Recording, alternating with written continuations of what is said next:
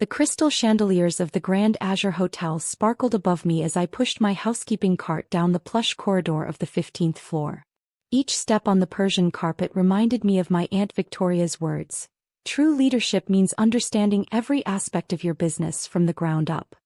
3 months ago, I, Isabella Chin, had started working as a housekeeper at one of San Francisco's most prestigious luxury hotels. The same hotel my aunt had built from nothing 30 years ago.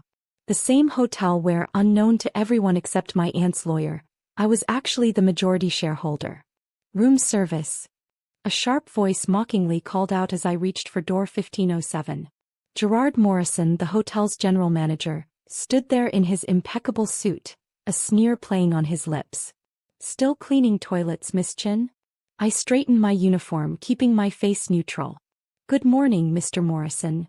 You know, he said, checking his gold Rolex, when Victoria mentioned her niece would be joining our staff, I expected someone more executive material. But I suppose some people just belong in the service class.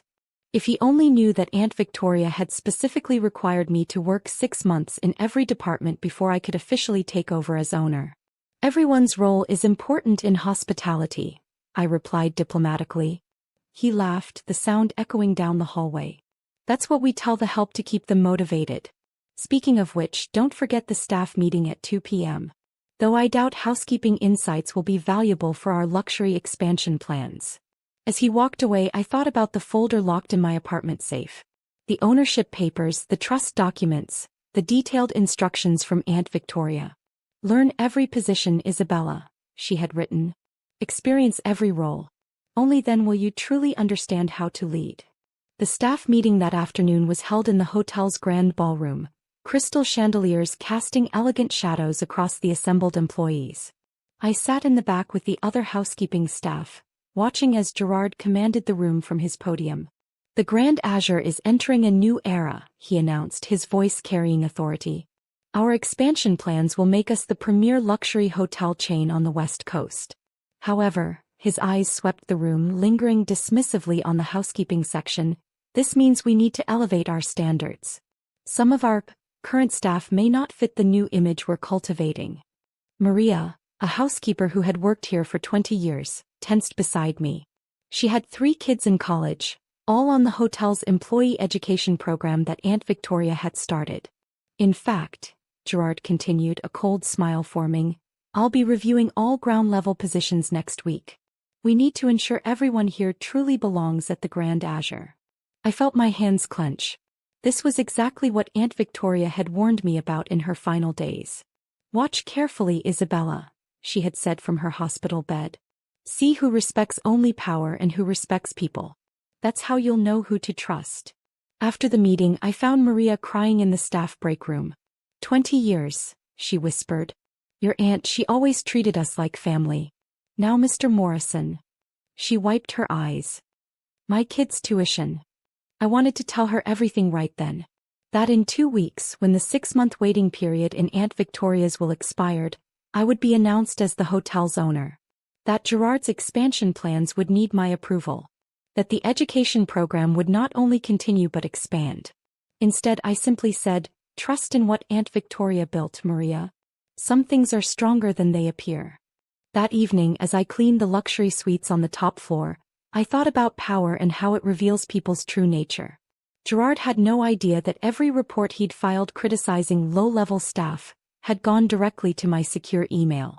Every memo suggesting cuts to employee benefits had been logged. Every instance of him taking credit for others' work had been noted. My phone buzzed, a message from Mr. Chin, Aunt Victoria's lawyer. 2 weeks until the will reading. Everything proceeding as planned. I looked around the presidential suite I was cleaning, remembering the summers I'd spent here with Aunt Victoria, learning about hospitality, about business, about treating people with dignity regardless of their position. Yes, I texted back. I've learned exactly what I needed to know.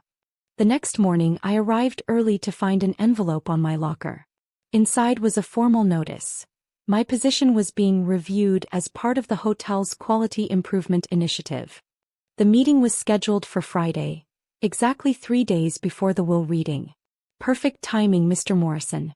Show everyone exactly who you are.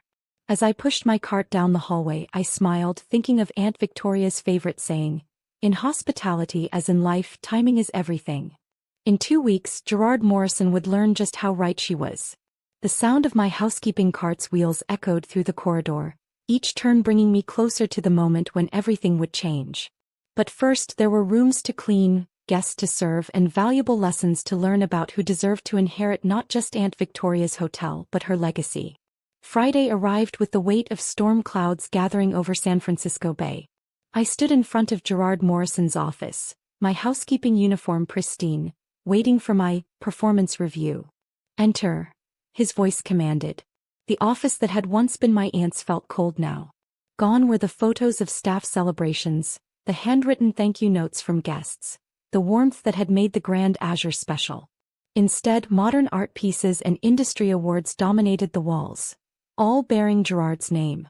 "Sit," he gestured to a small chair, not looking up from his laptop. After a moment of calculated silence, he finally raised his eyes. "Miss Chin, your performance has been adequate. However, adequate isn't what the Grand Azure represents." I sat quietly, watching him perform his practiced speech. "Your aunt may have had certain outdated ideas about hotel management, but in today's luxury market we need staff who understand their place." He slid a document across his desk. "This is a voluntary resignation form. Sign it and you'll receive 2 weeks severance pay." "And if I don't sign?" His smile turned cold. "Then I'll be forced to terminate you for poor performance. No severance, no references. Your choice." I picked up the paper, reading it carefully. "May I have until Monday to decide?" "Monday?" He laughed. "Always putting things off. Typical of your level." "Fine. Monday 9 a.m. sharp. Though I should mention," he added with false concern, "several positions are being eliminated next week. The severance offer expires today." I stood up, smoothing my uniform. "Monday it is." "Your aunt would be disappointed," he called after me. "She built this place understanding luxury. You just understand cleaning toilets." I paused at the door. "Aunt Victoria taught me that true luxury isn't about crystal and marble, Mr. Morrison. It's about making people feel valued." His laugh followed me down the hallway. Over the weekend I worked my regular shifts, noting how Gerard had already started implementing changes. The employee dining room's quality had been downgraded. Staff breaks were shortened. The education program's paperwork was mysteriously delayed. Sunday evening I received a text from Mr. Chin. "We'll reading tomorrow 10 a.m. All arranged as requested." I smiled, thinking of the security cameras I'd had installed in Gerard's office 3 months ago. Cameras that had captured every backroom deal, every instance of harassment, every moment of him taking credit for others' work. Monday morning arrived bright and clear. At 8:55 a.m., I walked into Gerard's office, still in my housekeeping uniform. "Ah, finally accepting reality?" he smirked, reaching for the resignation form. "Actually," I said, sitting down without waiting for his permission, "I wanted to discuss the hotel's future." He sighed dramatically. "Listen, some people just aren't cut out for luxury hospitality. Your aunt may have given you a job out of pity, but—" "Interesting choice of office decoration," I interrupted, gesturing to a large painting. "Though I believe that was a gift from the Shanghai investors to my aunt. Just like that antique desk was a personal gift from the mayor. Family heirlooms, you might say." His face reddened. "Security," he barked into his phone. "Oh, they're a bit busy at the moment," I smiled.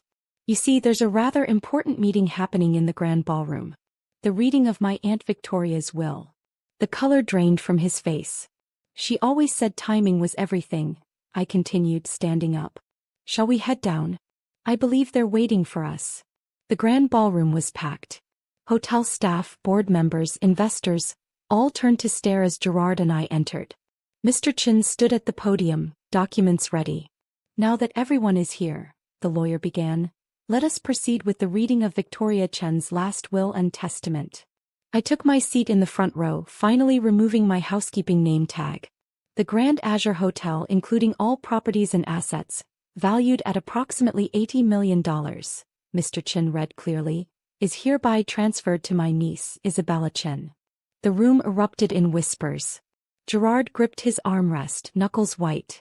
However, Mr. Chen continued, this transfer is contingent upon Miss Chen completing 6 months of service in various hotel positions, beginning with housekeeping, to fully understand hotel operations from every perspective. I stood up, walking to the podium. Thank you, Mr. Chen. And thank you, Aunt Victoria, for teaching me the most valuable lesson in hospitality. Every role matters. Turning to the assembled crowd, I continued. The Grand Azure was built on 2 principles: exceptional service and respect for every employee who makes that service possible. Some recent management decisions have strayed from these principles. Security footage began playing on the ballroom screens. Gerard's meetings, his threats, his schemes to dismantle employee programs. Effective immediately, I announced, all employee benefit programs will be reinstated and expanded. The education program will receive additional funding.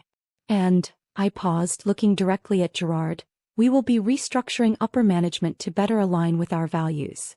Maria, sitting with other housekeeping staff, had tears in her eyes. Around her, employees who'd feared for their jobs began to smile. Miss Chen, Gerard stood up, his voice strained, you can't possibly. I believe, I cut in smoothly, you'll find my aunt's choice of successor is quite legal. Mr. Chen has all the paperwork. Though I'd be happy to discuss your severance package. I hear 2 weeks' pay is the standard you prefer. The ballroom erupted in applause, drowning out Gerard's spluttered protests. Later that evening, I sat in what was now my office, restored to how Aunt Victoria had kept it, with staff photos back on the walls. Maria knocked on the door holding a familiar housekeeping cart. Miss Chen? Miss Isabella. Isabella is fine, Maria. Come in. We just wanted to say. She gestured behind her where dozens of staff members gathered. Thank you. For understanding. For learning our jobs. I smiled, thinking of all the lessons learned pushing that housekeeping cart.